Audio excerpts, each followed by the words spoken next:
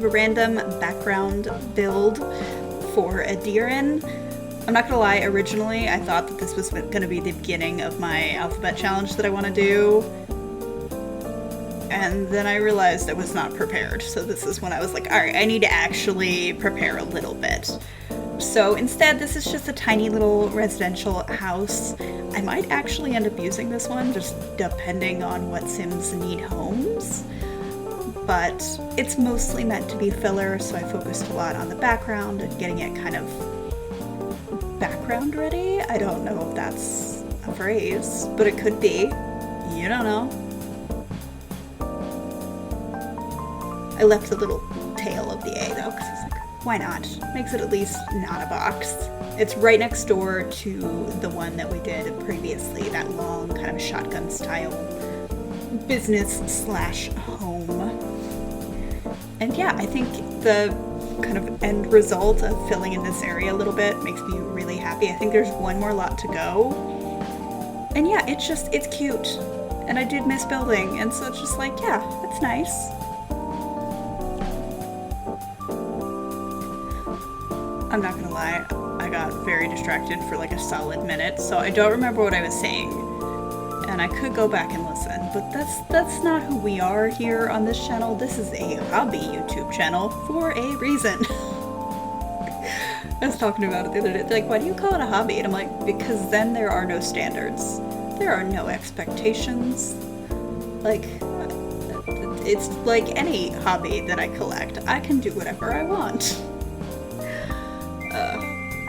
Honestly, the only reason is this is terrible is I don't have two headsets. I don't want to have two headsets because the clutter, but like unplugging one and plugging the other one in is just apparently impossible for my tiny little brain.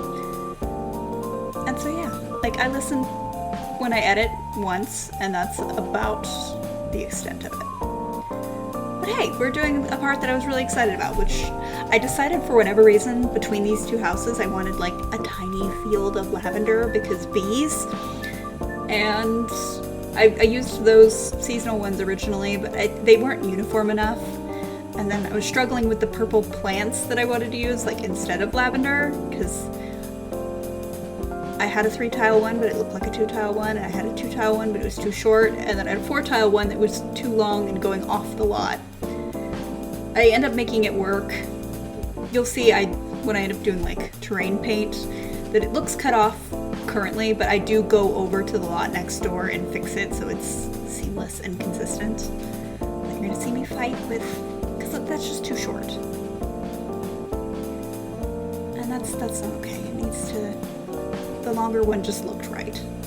And we're doing it for the bees, okay? It's perfect.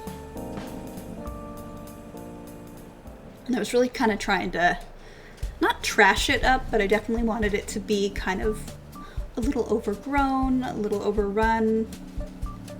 I'm really trying to, like, in terms of Deerin, yeah, there was this war, a lot of the buildings were destroyed, but like there's also just abandoned buildings because the families are no longer there, and I really want to incorporate that into what we actually visually see when I play these households. There should be these abandoned buildings just kind of there, and they give off the incorrect like air of being occupied just because there's stuff left around, but like they're not decorated in a way that should make you go, oh, someone lives there. It's just like, oh, it's kind of sad. As you can see, Pink Flashin' was here. It was open for business. So I was kind of struggling to find things, but I don't know, I think it turned out cute, especially for a 1x1 lot. You really don't have a lot of space to work with. You don't have much of anything, so it's just like, all right. So I was just grabbing certain deco items that would enhance what I was doing. It's cute. And now when I play, because I believe the Hydric family, it lives right next door to this, and then there's one other family that lives behind them. I don't remember off the top of my head. And so when I play their household, there'll be less of a void. I still need to figure out the other side, because I really don't want to fill that all with lots, but I might have to. I don't know. We shall see. I love that rope. I overuse that rope so much, and I don't even care. It's just a good piece of CC. It's because it's so multi-purpose. It could just go anywhere, and it looks like it belongs. And yes, I will stand by that.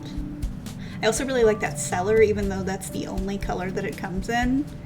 It's also just really useful and multi-purpose. You could put it on any class slot, and it's gonna make sense.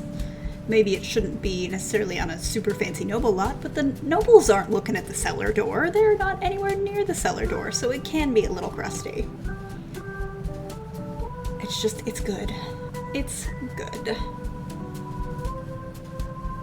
Honestly, trying to remember what I put there. I know that I put something. And it's probably terrible that I don't remember because I just spilled this, but like... sometimes my memory does not work the way I want it to. Oh, I put that there. That's what I did. Just junk. Yeah, we're basically done with this lot, so let me know what you think. The concept of background houses to kind of fill up the space is not new, but I'm always curious to know what other people do in terms of filling out that sort of background void space. Love to see examples of it, love to talk about it in general. If you like this video, please give it a like, and I'll see you in the next one.